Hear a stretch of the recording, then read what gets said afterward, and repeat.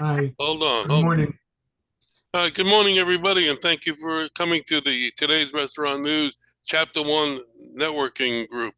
We are a group of vendors in the food service industry who are here to help each other and to also help restaurants, owners, managers, and chefs if they have a problem or concern or a question.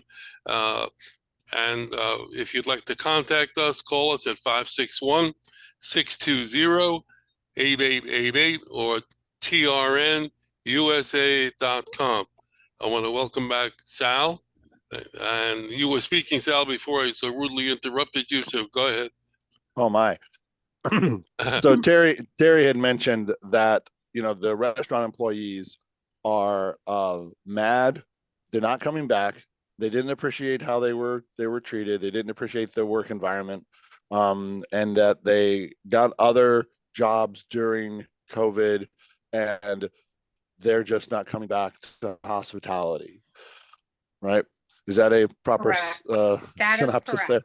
there? And so that's an interesting thing. In Tennessee, the tipped minimum wage here is like $2.13 or something. And the restaurant, is a restaurant I'm talking to that's offering $7, for tipped staff. Right. So restaurants are trying to solve the problem, pull with the lever they have, which is I'll just pay more. But this, it, it, I don't know, how long. Like there could just be a new generation of people. Like there's just there's attrition in the workforce that's normal that just got just went to 100% during COVID, and now there's like a percentage of people that need new work and come into the field. So this might solve itself in X number of years, or it may not. We may just have a permanent labor shortage for restaurants. That gives rise to other companies like Rob's. Right.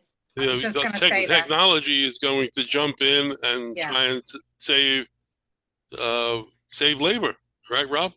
Absolutely. Yeah, I don't know if you guys know this, but out in California, they're trying to raise the minimum wage for fast food workers to $22.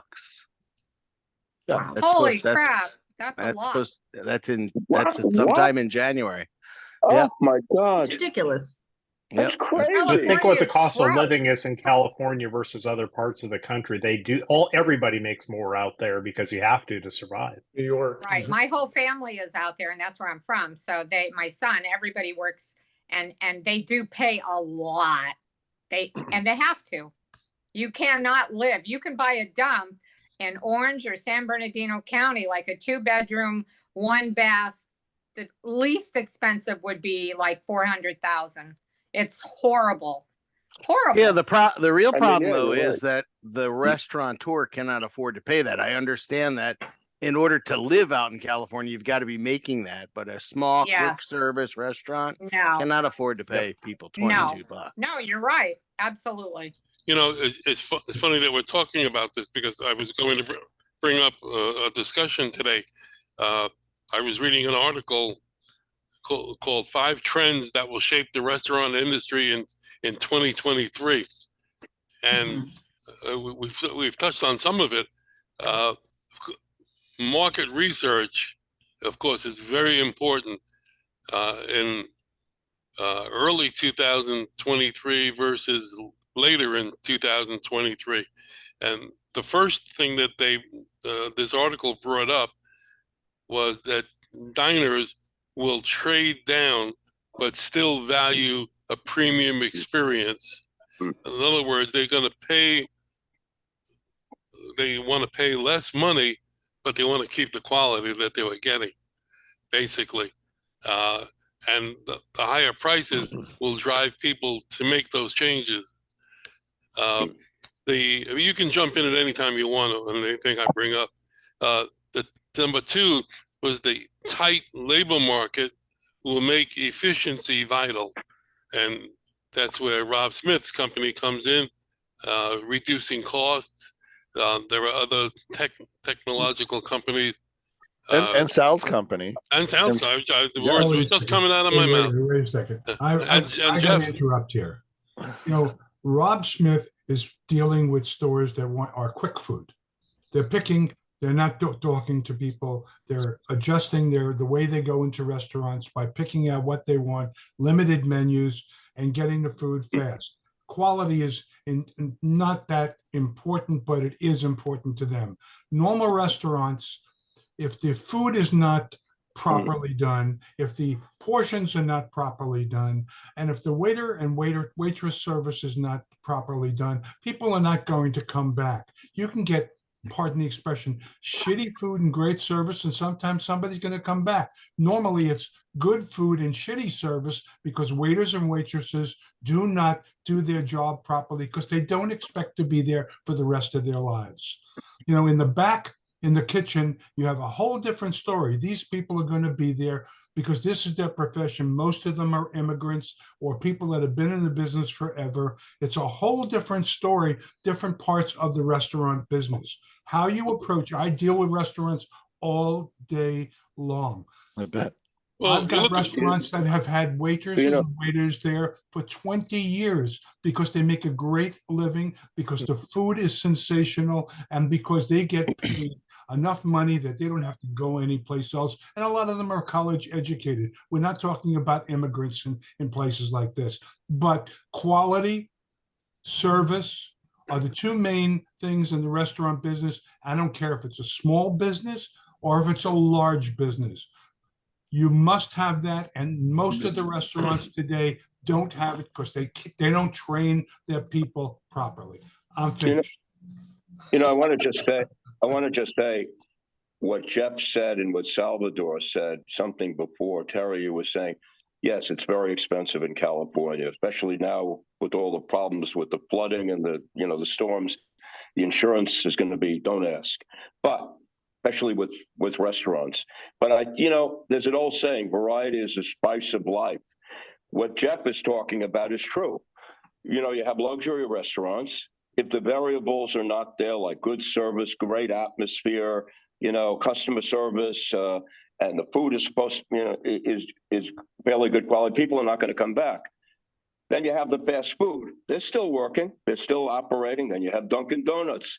Then you have the casual restaurants. Now, a couple of new things are changing in there. We're having, besides workers, we're having immigrants, veterans, people with disabilities trying to, open up their own businesses. But the one thing that I think might be, I don't think it's taking over or affecting, is that there are a lot of private stores, like, I don't know about Sprouts, but like Whole Foods, that have sit-down meals. People can come in there for lunch and sit down.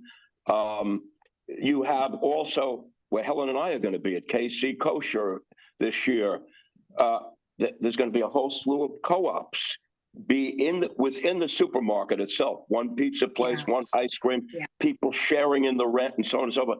So there's a whole gamut of variables taking place in here, maybe changing, maybe conforming, I don't know, but I think that's what's happening here.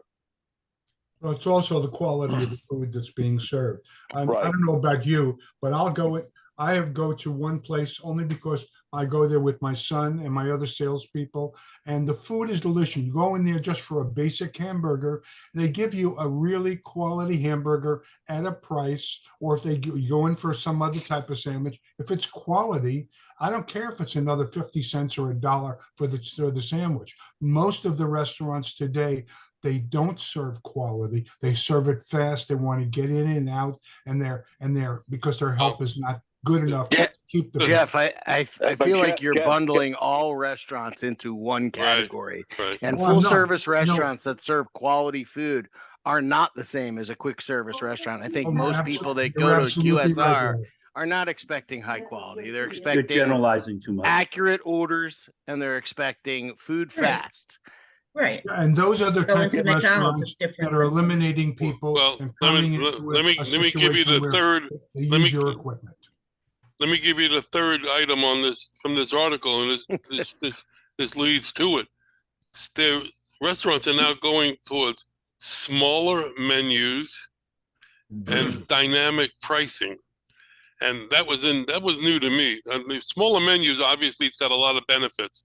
And if you've got 75 items on your menu now, and your walk-in cooler is full of food that you really don't need because 30 of those items on your menu are not selling, and you keep buying the stuff expecting it to sell, and it doesn't. So obviously, by cutting down on your inventory, you're saving money.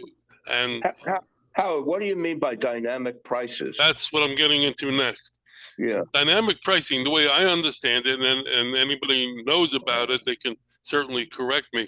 Dynamic pricing is that if let's say you're a casual restaurant and you offer a turkey dinner on your dinner menu for $22, you can offer that same item at lunch for $17.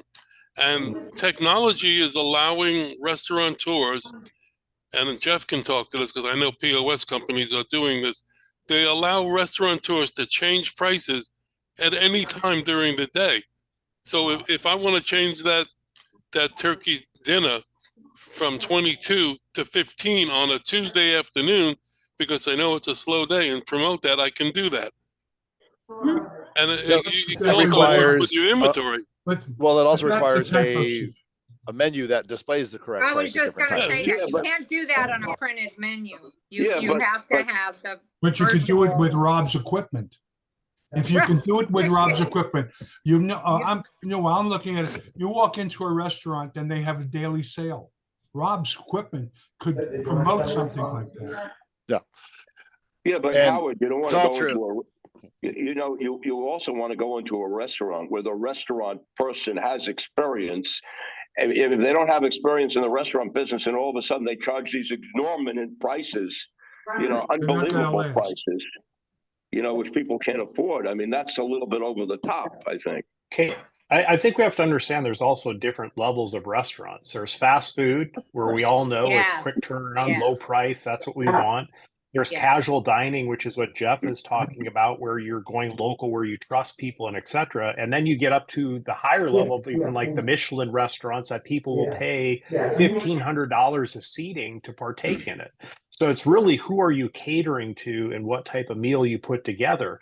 And as far as for like the flexible menu pricing, I mean, you see it all the time. Like I go to Wales Rip frequently, and I like their dolphin sandwich, and it always me says too. market I price. love it.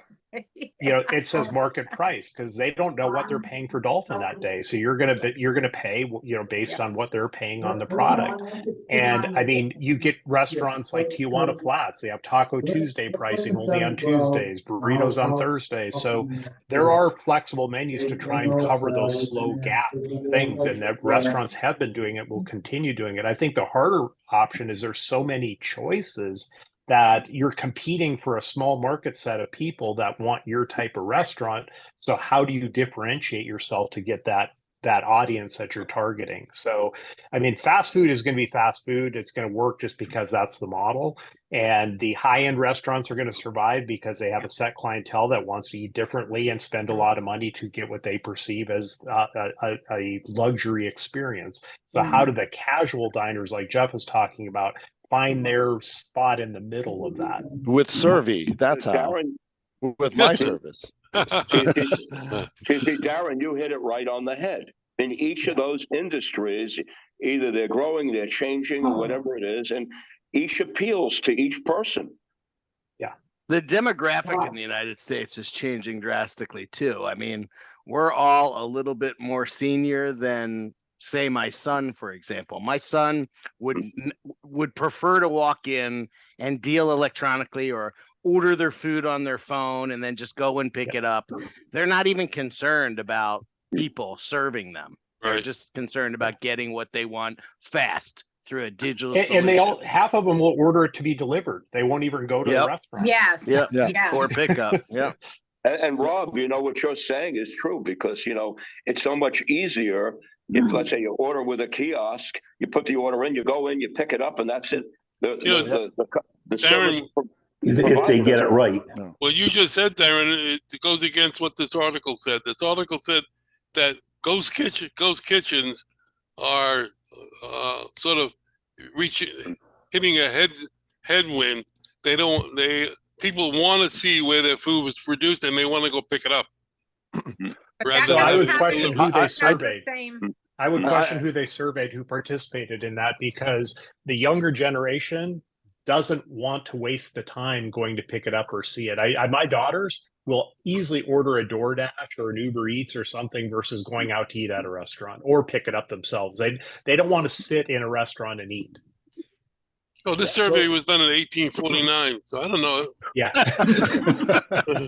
So, let me, I just want to, out of self-interest, since I'm new, let everyone, remind everyone what Survey does and how it applies to this conversation. So, what Survey does is like what Rob's system, instead of going to a kiosk, standing at the kiosk, we help full service restaurants with table service automate their front of house. So with Survey, you get a QR menu, but on all the tables.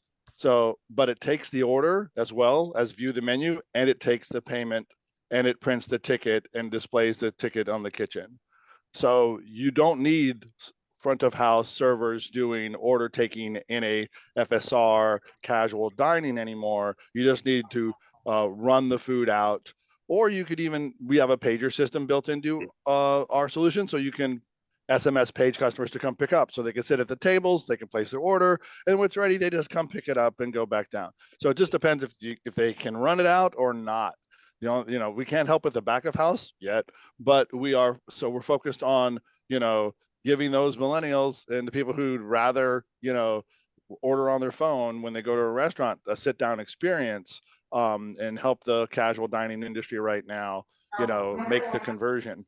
Well, And what for me, about if somebody that's doesn't? ideal. I would do that in a second. That is so perfect. What if somebody It's doesn't want just to a use challenge it? of hate it. blending it. So Because what there's if someone people who doesn't want want to use that it? and there's people who Yeah. don't. And so it's that really, how do you blend to meet your population, or Yeah. do you target yourself only at a certain population? Well, Darren, you can say that about anything and everything. Have to, have Exactly. don't, right? Yeah, Like, 100%.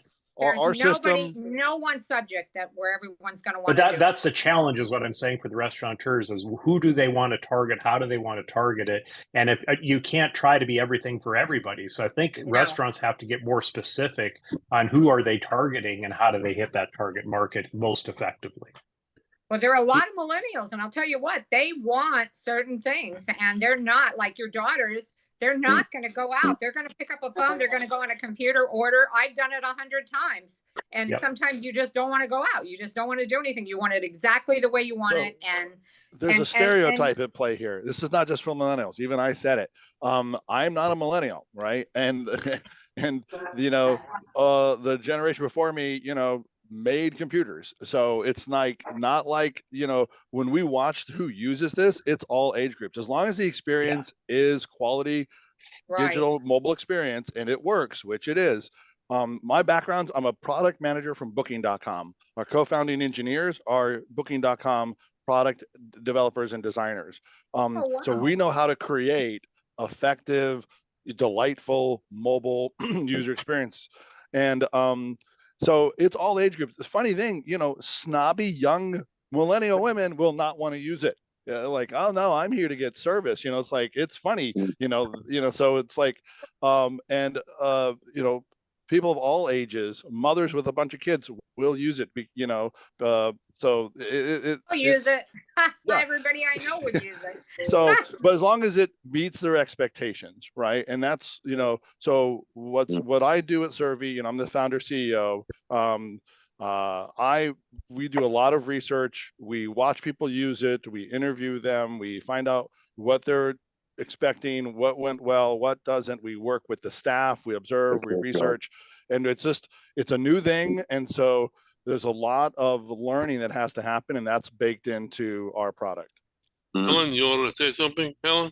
I was just going to say, both what Sal and Rob are doing takes out the equation when customer says, I told you no tomatoes and extra onions or whatever. They say, no, this is what you clicked in. This is what you got, Yeah, order accuracy is a big thing. But what you guys aren't talking about also is that the younger generation prefers electronic payments. They're not carrying cash. They don't want to present a card. They want to swipe their Apple Pay or Google Pay, and all these electronic solutions make it so much easier for that generation. They just don't want to pull out cash. Right. It's unfortunate because a lot of small businesses right. rely on that cash. I don't Rob, see you're right. anybody Rob, you're pulling right. out cash ever. Hardly ever. Well, I'll tell you something. I was I'm at sure Jeff knows that, right? Well, For the wait- payments. Well, I was at a meeting on Wednesday and we had 12 small restaurants. And the killer problem that they all have is delivery. They're caught because all the delivery services charge a large amount of money and they don't know how to increase the price of their product to cover all of these costs, because on the front end of the restaurant, you might have a credit card charge. On the back end of the restaurant, you have delivery charges and credit card charges. And they're getting killed by the millennials making phone calls, ordering and getting delivered. Yeah, so there's this expectation a And restaurant has. they all want to know a way to save money. And we were giving them the cash discount programs, but a lot of them don't want to do that either. There's a major problem with the smaller restaurants for them to grow because it's costing them a fortune just to exist. That's true. Can't they have some sort of a transport zone? You know, like for instance, Monday I'm going to be in this location. Come to this location. You'll be able to we'll be able to deliver whatever you want. Or Domino's. Domino's 4,000 square feet. Domino's. Yeah. As I say, it's called a food truck. Yeah, it sounds like food truck. Yeah, food truck. I mean, I know it sounds crazy. I know it sounds wild, but you know, it's like if the costs of delivery are so expensive and you can't get people to do it, you know, whether it be somebody or maybe a college kid or somebody who wants a part-time job.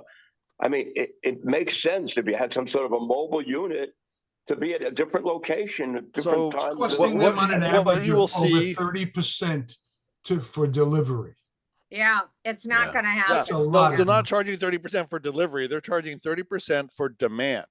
And so if you had your own delivery staff, then you can charge what it costs to pay that person for the delivery, you know, which pizza industry can do this, you know, other industries have been doing their own delivery. You have to have a lot of service. You have to have a lot of business to do. Yeah, so they have these mobile units now with robots, you know, that are delivering. They're programmed, and I mean, it's not just some gimmick. I mean, they enhance the technology. Maybe it's possible. That's some two robots. They're both my sons. Yeah, that's a long way off. Yeah, that's so a long way yeah, off. but here's what you there is a solution to this. We still have traffic lights up there that are delivery only. I mean, come on. Okay, so here's what you'll see is delivery only service providers for restaurants that want to do on-demand delivery from their own demand. Okay, in other words, they've got the customer through their website that ordered for delivery, and now they just need to dispatch a person to go do it. Then, you know, they'll be able to access that. And this happens in Europe. So there's a lot of automated front of house solutions in Europe. We have a lot of competition there. We have almost none here. And there's also Salvador, these kind of. I'm sorry, Salvador. What kind of automated stuff? Can you give me a description, or? Say that again. What kind of what? You said what kind of automated stuff? Can you give me a description? Automated, like just so like what we do with this QR ordering at the table, and then the kiosks. This is a high adoption, like in the Netherlands and in Amsterdam, you know, of this already. There's just, you know, COVID brought out like every QR code startup in the world, you know, in Europe. And they also went right to order and pay as well. The one thing we did do that they did not is we automated the printing of the ticket. So a lot of my competitors in Europe are just displaying orders on web pages. We already had a native app, and we already could talk to the Star printers and the Epson printers and the generic printers. But what we did see in Europe was the rise of the independent delivery service. Requires an API. You have to programmatically contact them. So your ordering system has to be integrated, but you just pay for the delivery. You're not paying that 30% for the demand. So it's like $5 or $7 for a delivery.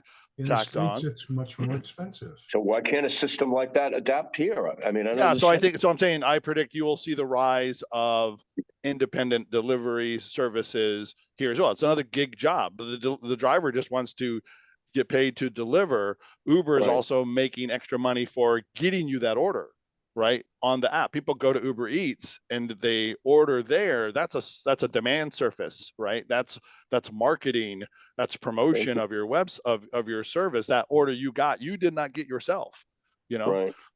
So if you can get the order yourself through your own online ordering on your social media, on your own website, which Servy provides these things as well. So we take delivery orders for a restaurant that can do their own delivery, right? You do order pickup orders, or you can do dine-in orders, but you have to do your own delivery. You know, And BurgerFi is doing this. They don't only have just the regular restaurants. They have their mobile units. They're out there. They're doing deliveries, like I mentioned before. So who knows? You know, Yeah, but that's Danny Meyer, and he's got he's like huge. So what he was just saying, I understand that, and honestly, I think that is perfect because they're getting their own orders and they've got their own delivery service. Right. That might be the way that it has to be, because I don't pay the Uber prices. I'd rather just go pick it up or just go sit down and eat. Now, if I'm going to do that, I can use, you know, his device for sure. Everything gets done at once. I love those tablets that are on the table that you can do your credit, you know. Some people don't like them, but you don't have to wait for a waiter. You can go right ahead and pay and leave. So technology is going to be the way of the future. There's no, and it probably will work out much better. You know what I mean? I mean, people are going to wind up doing jobs that robots can't. So I like Sal's method even better than that, Terry, because you don't have to pay for, you don't have to touch another device. You're using your own phone. Right. Exactly. You mentioned BurgerFi. BurgerFi is a leader in technology. I mean, they are marching forward with all kinds of new things. They're one of our biggest customers. We have kiosks in almost 140 locations of BurgerFi. And I don't know. Oh, yeah, wow. and I don't know if you know this, but BurgerFi just acquired Anthony's Coal Fire Grill. Yeah, I saw that. From Tony Russo? Yep. Which is kind of funny because their revenues are actually higher than BurgerFi's. Yeah, that's right. They're out. Oh my gosh, I didn't know that. I read that. Wow, that's smart of Anthony. Yeah, I think I put that on the web. I think I put that on our Facebook page. Maybe Anthony is. No, Anthony's going back to his original '84 restaurant, and he's getting rid of everything else. No way. Oh yeah, he's going to be opening up in a couple of weeks, and it's going to be a restaurant that you've never seen before that he has done. Isn't that the ones where they're? I know that they're different, and I had it in my. It's going to be a supper club. It's not going to be a restaurant. That's right. Okay. So he's getting rid of all of the Anthony's pizzerias and everything like that. Right. Because it's just too many people that he has to control, and he doesn't want to do it. His family is dispersed now as well. I know him very well. Wow, that's really something. Thank you for that information. I mean, it's all the people that I know that have gone to Runway 84 and waiting for them to open it up again. It's going to be a supper club. It's going to be totally different. And the quality of the food is going to be another level up. And it was always good food to start off with. Yeah. And you know what? Runway 84. Where's that going to be, Jeff? What location? Fort Lauderdale? It's in Fort Lauderdale, yeah. It's called Anthony's Runway 84. That's okay. It's right on US 1 near the causeway. Yep. Okay. It's right near the airport. Oh, it's gorgeous. Okay, great. Thanks for that information. Years ago in restaurants, I can only speak for New York and Montreal and places in between. The wait staff were full-time, old-time employees. They started in X year, and that was their career, because they were like a place like Anthony's will support that type of an employee because the tips are high. Because the tips are high, like in Morton's Steakhouse or Ruth Chris or any of the steakhouses. And people like that. That's the direction of the decent restaurants. They're all getting more higher quality, and they want to keep their staff. They don't want to lose their staff. And the only way, and the staff has to be paid higher wages because it's a quality restaurant. The problem is that pizza places, it was low end, everything is low, including his employees. Right. I'll only speak where I live.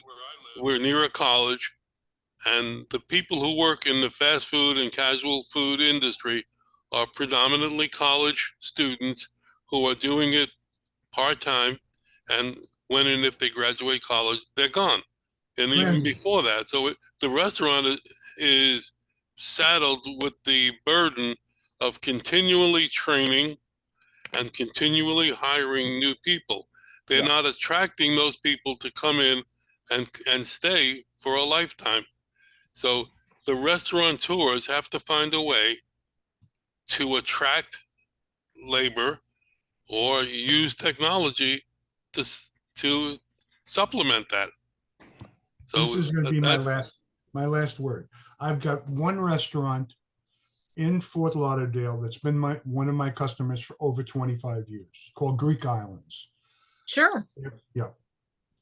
Their staff, whether it be cooks, waiters, waitresses, or even at the bar, which is a small, tiny bar, they have been there, they're on the average 10 to 12 years, because they get paid, because they know they can make a living.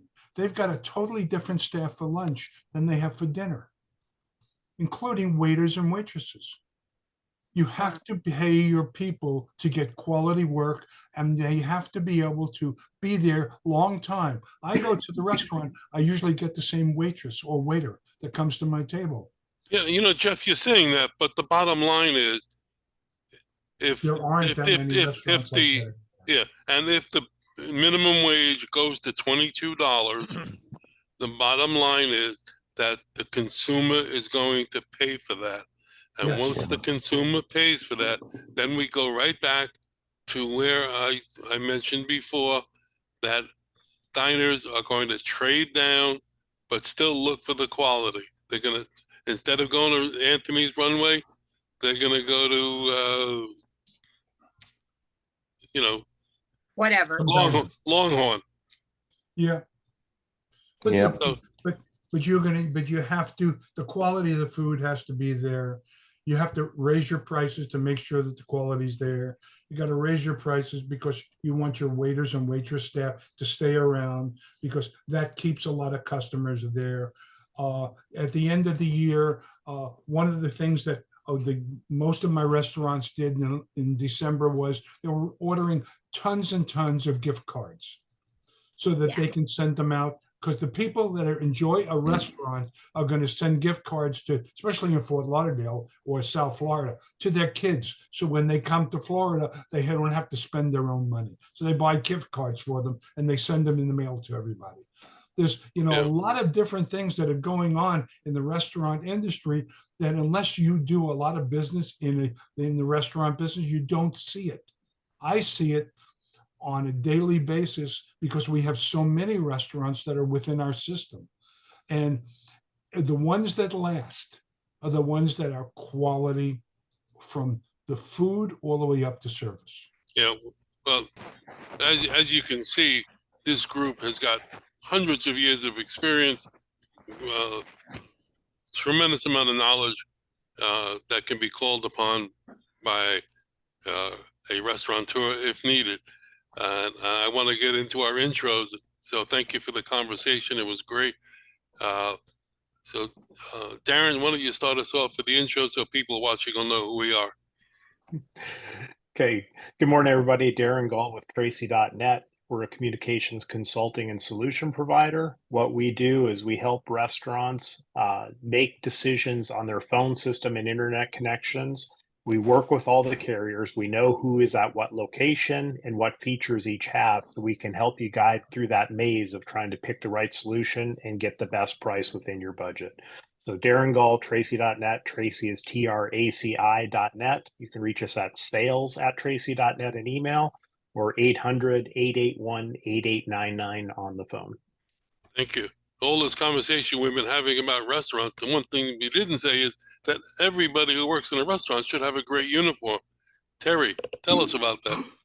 Hi, good morning. I'm Terry Lena. I work for Workwear Outfitters, and we manufacture multiple lines of workwear apparel, but we recently developed a new culinary line. So we now have front of the house and back of the house, and you could reach out to me. We do provide samples for wear test. My number is 720-244-4972. My email is terry.lena@wwof.com. Hey, thank you. Thank you. 1/3 of the Three Amigos is here today. John Mulholland. Yeah, you're lucky you don't have to put up with the other two.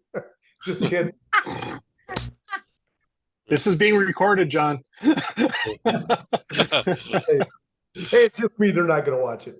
No, I don't know if you guys feel it in the air, but man, things are rolling. I do more than one business, but obviously I'm here for the food business. What we do is we're an outsourced purchasing department. So what we do is buy in bulk and pass the savings, most of it, on to the restaurant owners, and we take a chunk of it ourselves for the effort we put in. So it costs you no money to join in. Those of you guys might want to at least get a referral agreement with our company if you haven't already, because you get 10% of what we make on a residual basis. Everybody likes free, easy money. That's the best way to do it. Business is booming. I've got people calling me now on the food stuff, reaching out. It takes a while to get it through to them a lot of times, but 2023 is going to be a great year for not only SSC, but all my businesses. If there's any way I can help any of you guys out in any way, shape, or form, pick up the phone and call me. Thank you. Okay, thank you. Sal, good morning again. Thank you. I'm Sal with Servi.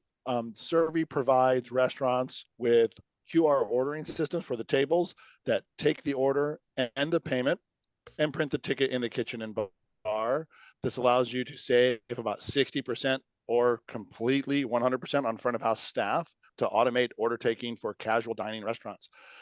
We also work in counter pickup, coffee houses, and bars. So we've been doing this since 2016. We're in the US, Europe, and the Middle East right now. We do this for about 1% of order value that goes through the platform. So we're very affordable. ROI is like instantaneous. We provide full service data entry, creating the mobile menus, producing the artwork for the QR codes on the tables. We'll even print them for you and provide 24/7 support for staff to make sure everything is always running and you can always get the orders from your dining room and terraces. Yeah, we are perfect for restaurants with multiple dining rooms and terraces and that are busy and are having trouble with staffing issues right now. So, anyone with a staffing issue that wants to survive and is casual dining with table service, reach out to me. We also can have a referral arrangement as well. So you find out more information at get.servi, that's get.ser.vi, get.servi. And I am Sal at I am SAL at Servi. And yep, thank you. Thank you. Jeff, good morning. Oh, sorry about that. Jeff Krantz from Co-Card Payment Systems. We're a national company. I'm one of the owners. We have our main offices are in Nashville, Tennessee. We have over 60 offices around the country and about another 200 affiliates, like salespeople. We're in the credit card processing business, or as we call it, the electronic transaction business. Doesn't matter what type of electronic transaction you're interested in doing, we can do it, and we can do it on a national basis. We have a lot of experience. I've been in the business since 1988, and we work with every single bank and every single processor out there, primarily with TSYS, First Data, and NPC. Basically, that's all. That's enough. That's enough for me. It keeps me very busy. Okay, thanks. Terry. Good morning, Terry Appel, today's restaurant news. What we do here, what I do is just handle the monthly leads report, making sure that our clients who order them get them on time each month, except for January, due to the holidays. tell you where something's opening, when, email addresses, owner's name, and lots of other information. If you'd like a sample, send me an email, Terry, Terri, at trnusa.com.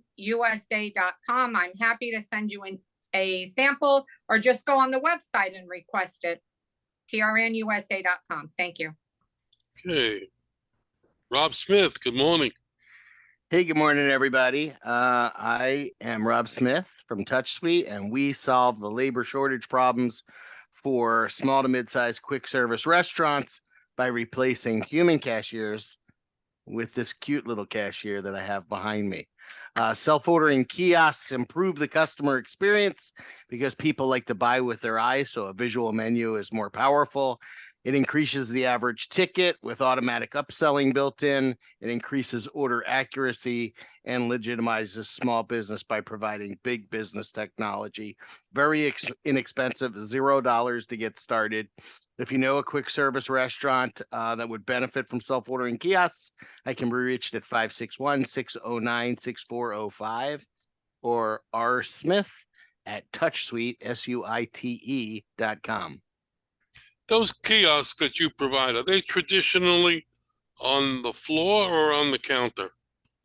The one that you're seeing behind me is intended to be a countertop, but we have stands that are available for them. They take up an area that's like 9 by 13, so not much more than a laptop on a counter. But some restaurants just don't have the room, or they want 3 in a row. So there's a pretty sturdy stand for them as well. Okay, great. Peter, are you still here? Peter's not here. John Marinak, good morning. Good morning, John Marinak, Marinak Food Service Consultants. We design restaurants and anything with food in it. And if you even have a bottling plant, packaging plant, hotels, restaurants, anything with food. If you are thinking about opening up a restaurant and you need to have it designed, laid out, equipment designed, put in back of the house, front of the house, we can do the whole thing. So that way it gives you the option of going out and shopping it on your own, or you can have us shop it as well, but it gives you the option, the flexibility of buying it from any dealer that you want. And the dealers don't control you that way, and you can buy everything directly on your own. And a lot of times the dealers say that they'll design things for free and they'll roll the cost into the cost of the equipment.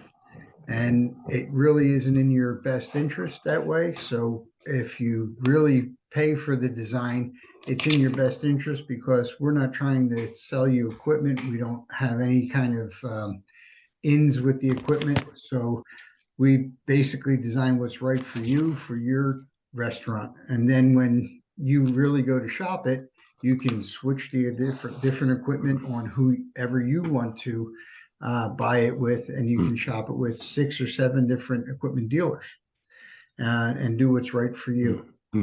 We can be reached at jmarinak at marinak.com. That's JMARENIC at marinak.com, MARENIC.com, or 954-817-1183. Thank you. So if you were designing a restaurant, you would work with people like Sal and Rob to incorporate their systems, right? That's correct. Okay. Yep, all the POSs, and coordinate those, as well as the front, back of the house, and make sure that their menus and everything are coordinated with all of their equipment, and their equipment is matching what they're trying to sell, and make sure that they're everything in the back is going to be told what they're ordering up front. Okay, great. Is there a specific POS that you are recommending to most of your clients? No, whatever the client really wants to use. It's really up to the client. If a client comes to us and they don't know, it really depends on what they need. You know, if they say to us they're a high-end restaurant, then it might be one different one. If it's fast food or whatever, it might be a different one. Okay. So we have multiple different POS systems that we'll recommend. Okay. Peter, good morning. He's on mute, Howard. I know he is.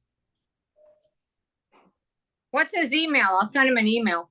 No, he hears Wait a minute, something. I'm there.